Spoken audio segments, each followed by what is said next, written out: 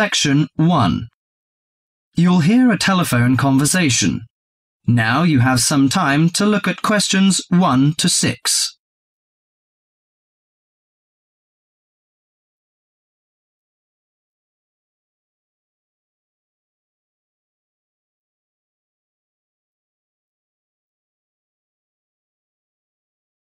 Listen to the conversation and answer questions 1 to 6. Good morning, Country Comfort Albury. Oh, hi. I'd like some information, please. I'd like to find a double room to stay for the weekend. What kind of rooms do you have? Well, we provide a variety range of accommodation depending upon your likes. The guest house room costs $45 per night. It provides air conditioning and shower, and a waterfront room costs $80 per night. It has got its own balcony overlooking the foreshore of the lake. And we've got a kid. How do you charge for children? Extra bedding is available if you require that. If the kid is aged 12 and below, the cost is $10 per night for the guest house room and $15 for the waterfront room. Do you have a swimming pool, tennis court or something like that? Yes, we've got a swimming pool, which is free for all the guests. But the tennis court charges $8 each hour, including the rent of rackets. How about other facilities? We provide free off-street car parking and internet access.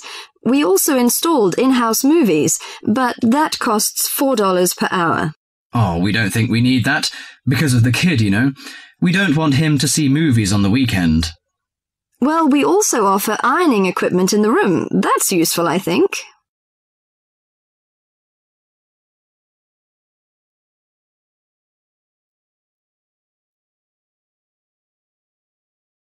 Before listening to the rest of the conversation, you have some time to go through the questions 7 to 10.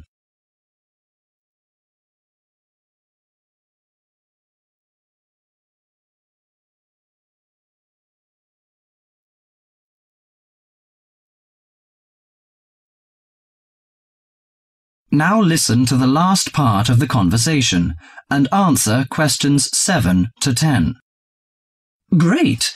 Could you tell me the address? How do we get there?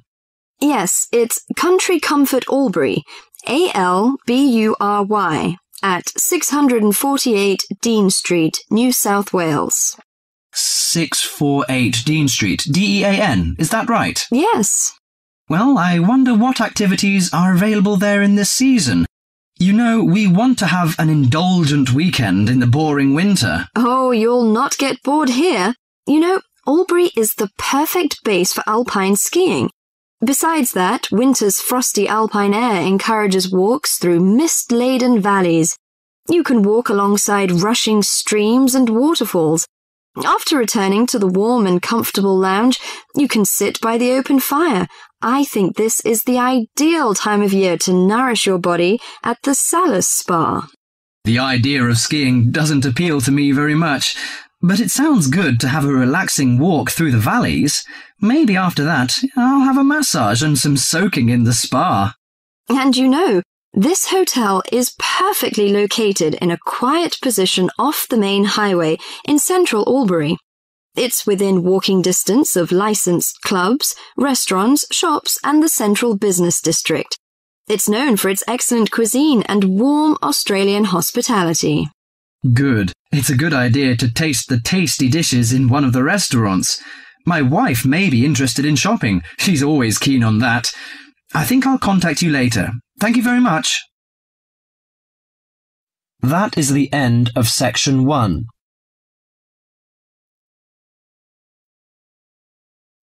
You now have half a minute to check your answers.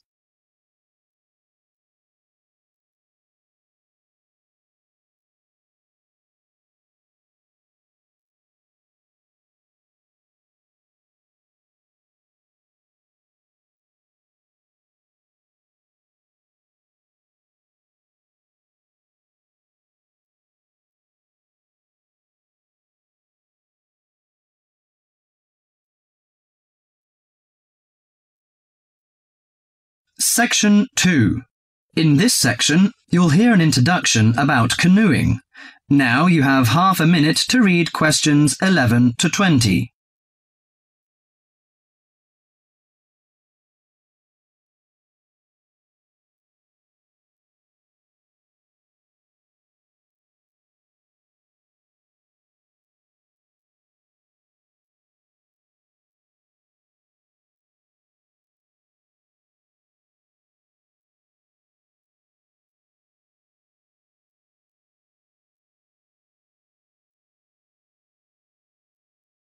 Listen to the tape carefully and answer questions 11 to 20. Have you imagined paddling around on a river in a small boat? Canoes, which are narrow boats and usually hold 1 or 2 people at the most, are particularly well known for being unstable and turning over in the water. But more and more people enjoy this dangerous sport. Today, Cynthia Bocci, an adult education teacher and an addict of canoeing as well, will share her experience of canoeing with us. Cynthia, when did you begin this sport? Well, I started it 6 or 7 years ago, and soon I got attracted by the exercise. I have to admit that it brings me great fun. It's become part of my life. So, could you describe how you do it? At first, I think you need some like-minded friends. The friends who share the same interest with you. It's no fun at all if you canoe alone. Usually, we assemble in a parking shelter near the Island Lake Recreation Area. We pull our canoes from inside the vans, lift them from atop the cars and trucks, and attach wheels to help transport them to the shores of the lake beside the boat dock. What equipment do you need for the sport? Well, first and foremost, a canoe, of course. The price ranges from £300 to £700, depending on the material they're made from. The more you can pay, the better, really. Personally, I wouldn't look at anything under £500, but that obviously depends on your budget. You also need a hard helmet to protect yourself against rocks when you fall out of the canoe, and believe me, that is very likely to happen. Because of this, it's a must for a beginner to wear a wetsuit.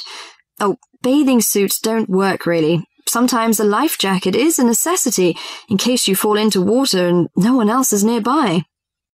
Maybe many can't understand your passion for the dangerous sport. Do you think it's all worth it? Absolutely. I just love it. It's exciting, exhilarating, yet it's peaceful and it's calm. You can work as hard as you want to, or you can take it easy. In addition to having fun, canoeing offers a workout without realizing you're working out.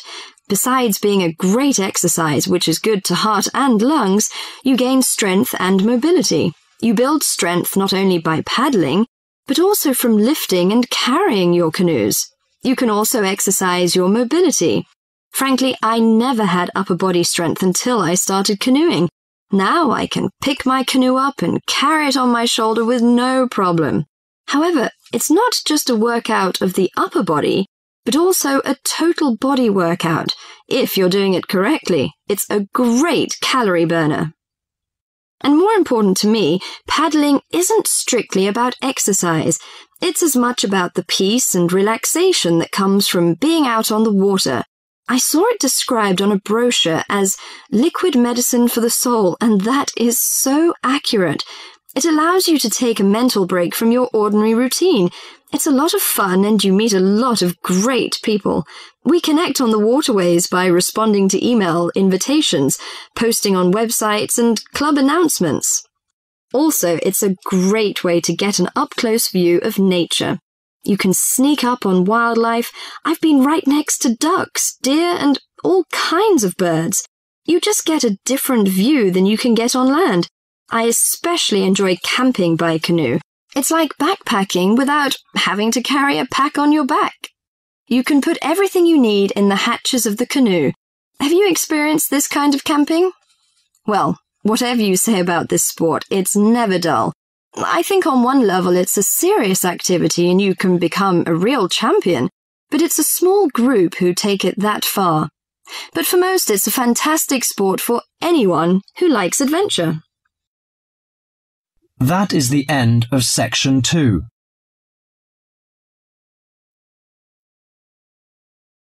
You now have half a minute to check your answers.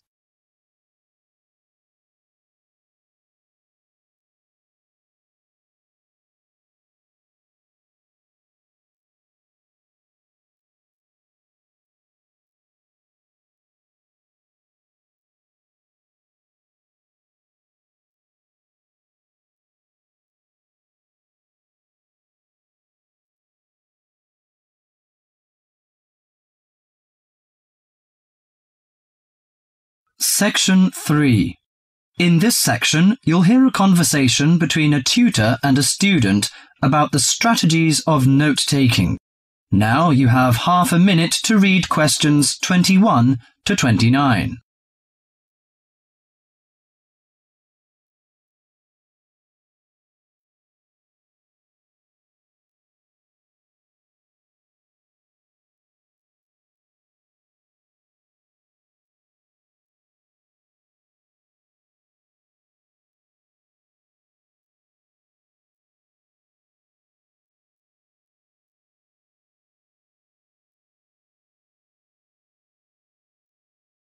Listen to the tape carefully and answer questions 21 to 29. Hi, Mr. Smith. I wonder whether you can spare several minutes with me. Sure. What's your name, please? John Murray. Good, John. What can I do for you? Well, I am a freshman in the communication faculty. I quite enjoy the life here, except for the difficulty I have in the lectures. You know, I find it difficult to take notes when I listen. If I take notes on my notebook, I can't concentrate on the lecture.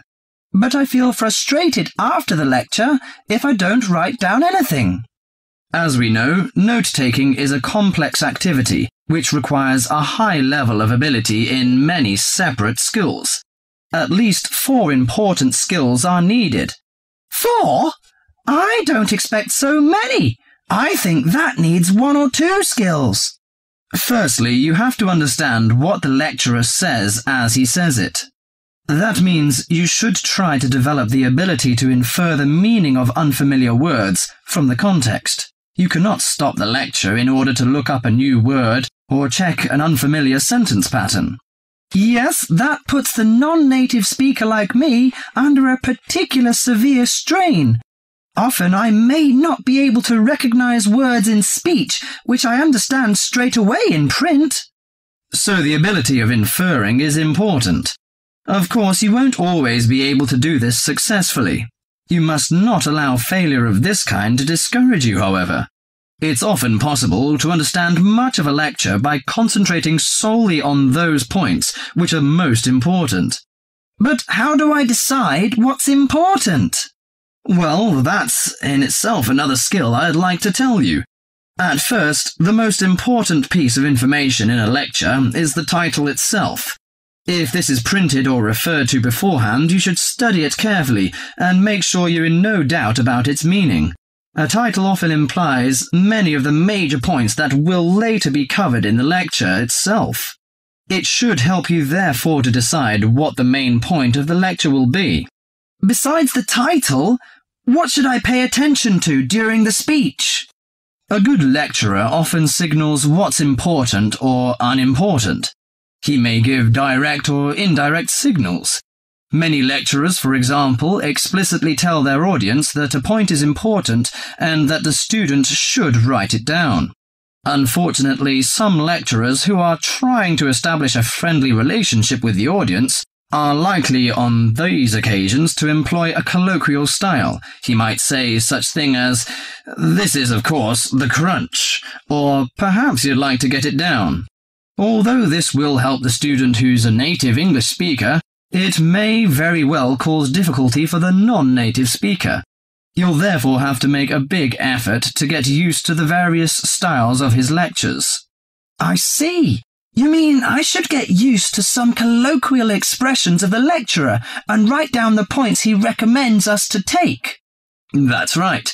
And it's worth remembering that most lecturers also give indirect signals to indicate what's important. They either pause or speak slowly or speak loudly or use a greater range of intonation, or they employ a combination of these devices when they say something important. So, I should be aware of this and focus my attention accordingly. If I can catch the main points, how can I write them quickly and clearly? Good question. That's a problem that most students find hard to solve. Having sorted out the main points, you have to write them down. In order to write at speed, you may find it helps to abbreviate. You can also try to select only those words which give maximum information. There are usually nouns, but sometimes verbs or adjectives. Writing only one point on each line also helps you to understand your notes when you come to read them later. I see. The last but not least skill to learn is to show the connections between the various points you've noted. This can often be done more effectively by a visual presentation than by a lengthy statement in words. Thus, the use of spacing, of underlining, and of conventional symbols plays an important part in efficient note-taking. In this way, you can see at a glance the framework of the lecture. Thank you so much, Mr. Smith. I think I'll employ the methods in the next lecture. That is the end of section 3.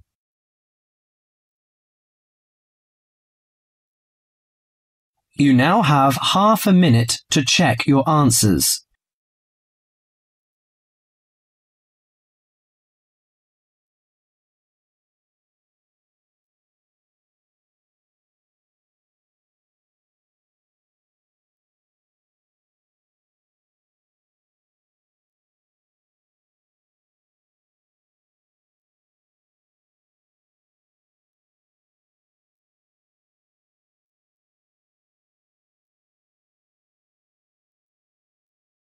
Section 4. In this section, you'll hear a lecture about searching on the internet. Now you have half a minute to read questions 30 to 40.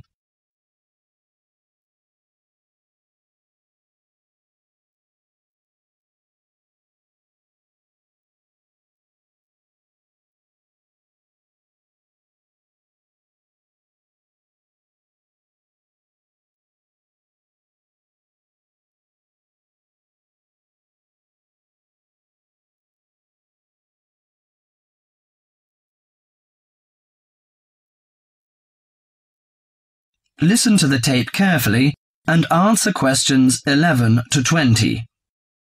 Morning, everyone. I think all of you are so familiar with the use of the internet.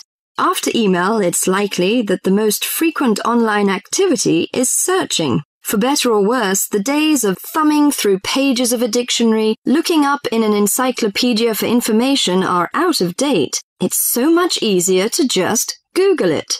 First, do you know how Google works and search what you are looking for? To start with, Spider software, a module in the search engine, crawls web, finds, fetches pages, and follows links to other pages. Then Indexer sorts words on every page Spider finds and stores an index of words in a huge database. For example, when you submit a query as Mount Everest, the search engine checks index and gets each page that contains Mount Everest. It stores pages using PageBank and decides which are likely to be most valuable. Usually the most relevant pages are returned first. You can see that Google is not the only search utility in town, but it comes with such a formidable collection of tools to focus your search on that it is the engine of choice for many of us. The trick to efficient Google searches is mastering its tools to get what you want faster and more easily. Following are 9 tricks to do just that. At first, you should know how to find similar terms. You thought the tilde character served no useful purpose, didn't you? But when you insert the tilde in front of a search term, Google will retrieve sources matching the word as well as synonyms. Do not leave a space between the tilde and the search term. Then, do you know how to exclude terms? It's also as important a trick as finding terms. Sometimes a keyword will come up with items totally unrelated to the subject you're interested in. For example, when you research plasma in the cosmos, you would type in the word plasma and be forced to wade through plenty of sites referring to plasma televisions. The fastest way to solve this is to use the exclude function, the hyphen. Type plasma-TV, that is PLASMA-TV, and you will eliminate many irrelevant sites.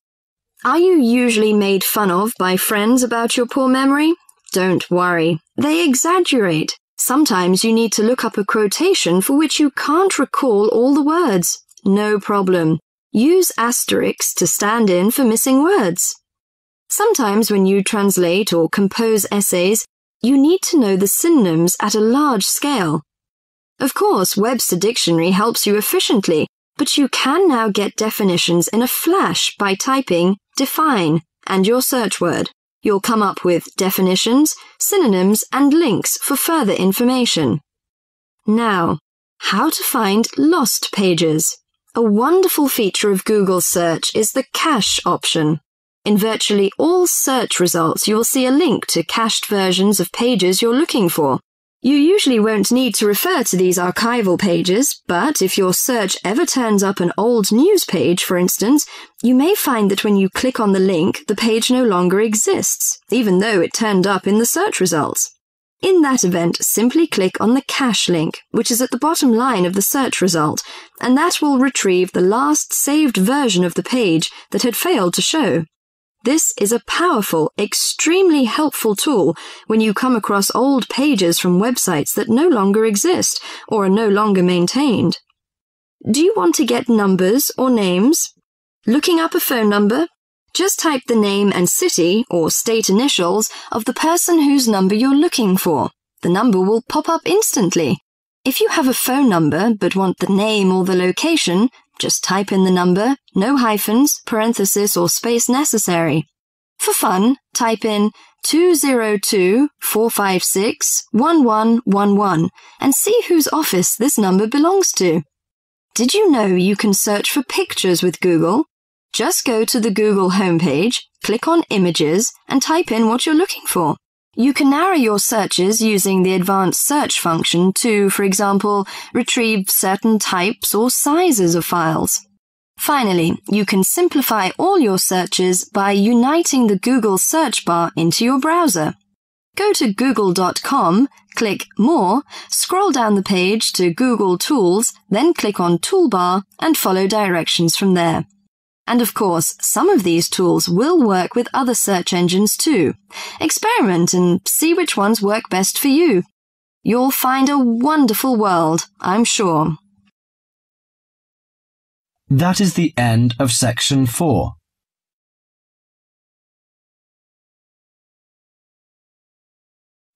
You now have half a minute to check your answers.